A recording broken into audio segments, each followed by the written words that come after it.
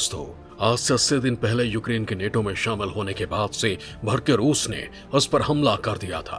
यह युद्ध अब भी जारी है। रूस नहीं चाहता था कि यूक्रेन नेटो में शामिल हो, क्योंकि यूक्रेन के नेटो में शामिल होने से उसे अपनी सुरक्षा के खतरे का डर था। क्योंकि रूस नहीं चाहता था कि उसकी सीमा के पास नेटो की सेना तैनात हो। इस युद्ध का सबसे बड़ा कारण नेटो रहा है।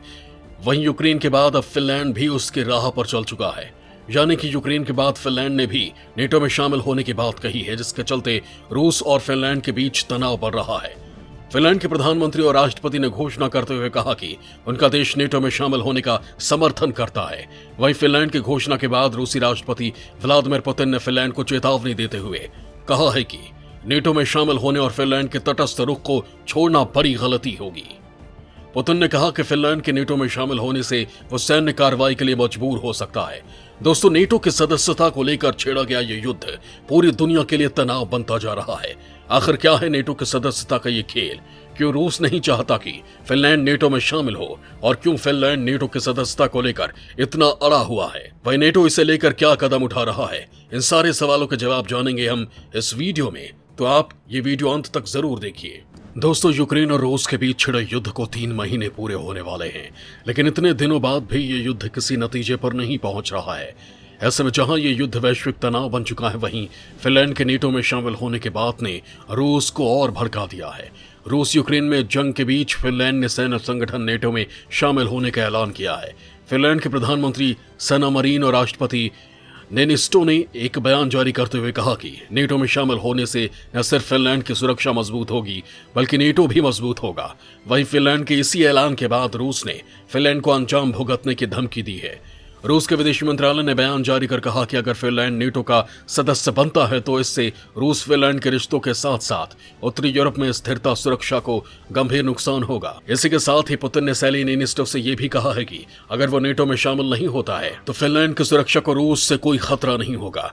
पुतिन ने कहा कि फिनलैंड की तरफ से उठाया गया कदम रूस और फिनलैंड के संबंधों पर बुरा प्रभाव डाल सकता है, जो दो पार्टनर्स के बीच अच्छे पड़ोसी और सहयोगी की भावना के साथ कई साल में विकसित हुए हैं। निनिस्टो ने कहा कि उन्होंने पुतिन को बताया है कि यूक्रेन पर आक्रमण सहित रूस के हालिया कदमों ने फिनलैंड में सुरक्षा वातावरण को प्रभावित किया है। उन्होंने कहा कि यह बातचीत बेहद स्पष्ट थी और बिना किसी उत्तेजना के की गई थी। इस दौरान तनाव को दूर करने पर जोर दिया गया। दोस्तों, यहां आपको बता दें कि जब फिनलैंड यूक्रेन पर हमले के बाद नेटो में शामिल होने की बात रखी थी, तब रूस ने फिनलैंड के पास परमाणु हथियार और हाइपरसोनिक मिसाइल तैनात करने की धमकी दी थी। ऐसे फिनलैंड के ऐलान के बाद माना जा रहा है कि रूस बौखलाहट में कुछ बड़ा कदम उठा सकता है। फिलहाल फिनलैंड अपनी पूर्वी सीमा पर तनाव से बचने के लिए नेटो में शामिल नहीं हुआ था। वहीं पुतिन ने फिनलैंड को सीधे तौर पर प्रतिशोध की धमकी नहीं दी, लेकिन रूसी विदेश मंत्रालय ने संकेत दिया है कि अगर फिनलैंड नेटो को लेकर कुछ ऐसा कदम उठाता है तो प्रतिशोध होगा। फिनलैंड को मिलने वाली बिजली सप्लाई को रोककर रूस ने इसके शुरुआती संकेत दे दिए हैं। यहां आपको बता देता हूं कि फिनलैंड कुल बिजली खपत का 10% रूस से आयात करता है। इस कटौती को लेकर रूस एनर्जी सप्लायर आरएओ नॉर्डिक ने अपने बयान में फिनलैंड की तरफ से भुगतान नहीं किए जाने के बाद का हवाला दिया है। वहीं इस बिजली कटौती को लेकर फिनलैंड ने कहा कि इस तरह के कदम से यहां किसी तरह की समस्या नहीं होगी। रूस से मिल रही बिजली को लेकर फिनलैंड दूसरे विकल्पों को अपनाने की कोशिश कर रहा है और जल्द ही इस समस्या का हल निकाल लिया जाएगा। वहीं माना जा रहा है कि फिनलैंड के राष्ट्रपति के नेटो में शामिल होने के ऐलान के बाद दोनों देशों के बीच तनाव और भड़क सकता है। सूत्रों से मिली जानकारी के मुताबिक राष्ट्रपति पुतिन के एक करीबी ने धमकी दी है कि क्रेमलिन फिनलैंड को सिर्फ 10 सेकंड में नष्ट कर सकता है। फिनलैंड और रूस के बीच 1300 किलोमीटर की सीमा है।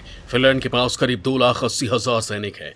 हालांकि फिनलैंड के पास रिजर्व सैनिक भी हैं, लेकिन रिजर्व सैनिकों को एक साथ करने के लिए फिनलैंड को काफी वक्त की जरूरत होगी। फिनलैंड की सेना पारंपरिक युद्ध लड़ने में तो सक्षम है, लेकिन हाइब्रिड युद्ध लड़ने की क्षमता नहीं है। फिनलैंड रूस के साथ करीब 800 मील की सीमा को साझा करता है, लिहाजा रूस फिनलैंड पर अगर हमला कर दे तो फिनलैंड के लिए रूसी सेना को रोकना काफी मुश्किल साबित होगा।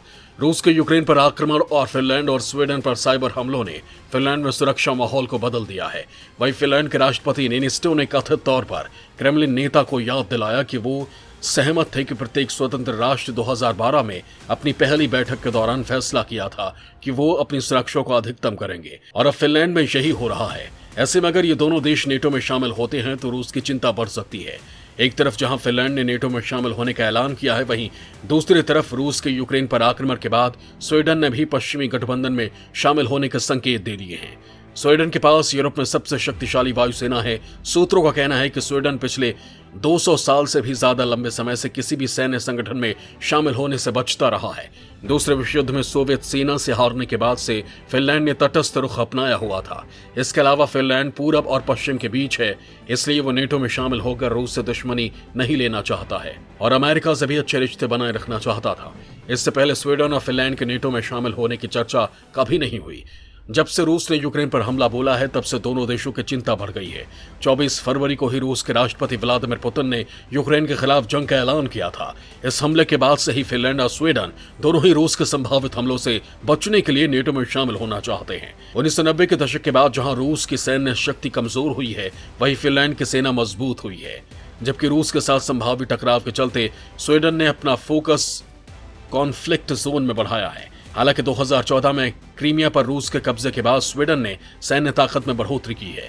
डिफेंस एनालिस्ट का मानना है कि फिनलैंड और स्वीडन दोनों के पास ही आधुनिक और सक्षम सशस्त्र बल हैं, जो उत्तरी यूरोप में नेटो की ताकत को और बढ़ाएंगे।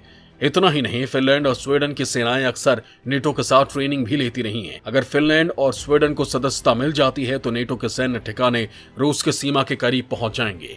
इसके अलावा बाल्टिक सी और आर्कटिक में रूस नेटो से घिर जाएगा। सूत्रों का कहना है कि रूस काफी आक्रामक है और वो बिल्कुल नहीं चाहता कि अमेरिकी सैनिक रूस की सीमा रेखा पर मौजूद हों।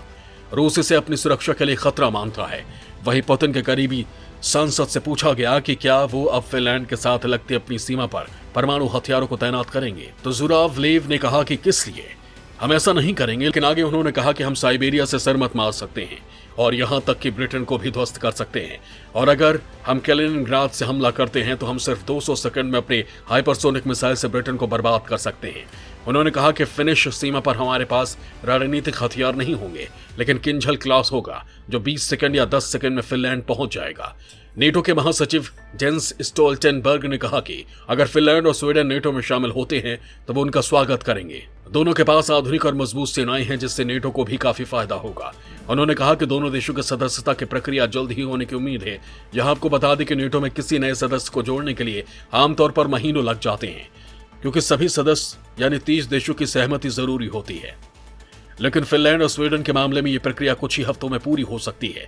दोस्तों, रूस की धमकियों के बावजूद यूक्रेन भी नेटो में शामिल होना चाहता था, लेकिन उसकी ये इच्छा इसके लिए घातक साबित हुई। यूक्रेन के राष्ट्रपति व्लादिमीर ज़ेलेंस्की ने जब नेटो की सदस्यता हासिल करने के लिए जल्दबाजी दिखाई तो रूस ने अपनी सेना यूक्रेन की सीमा के पास तैनात कर दी और आखिरकार जंग का ऐलान कर दिया। रूस के साथ जंग में यूक्रेन का लगभग हर शहर पूरी तरह तबाह हो गया है। उसके हजारों नागरिक और हजारों सैनिक मारे जा चुके हैं। दोनों देशों के बीच 2.5 महीने से जंग चल रही है, जिसमें अभी तक किसी भी देश को जीत हासिल नहीं हुई है। यूक्रेन से पहले 2008 में जॉर्जिया ने भी नेटो में शामिल होने की इच्छा जताई थी। नेटो भी जॉर्जिया को सदस्य बनाने के लिए तैयार था, लेकिन तभी रूस ने जॉर्जिया पर हमला कर दिया। रूस ने जॉर्जिया के 2 टुकड़े कर दिए और उसके 2 इलाके को अलग देश बना दिया। बाद में जॉर्जिया नेटो में शामिल नहीं हो सका।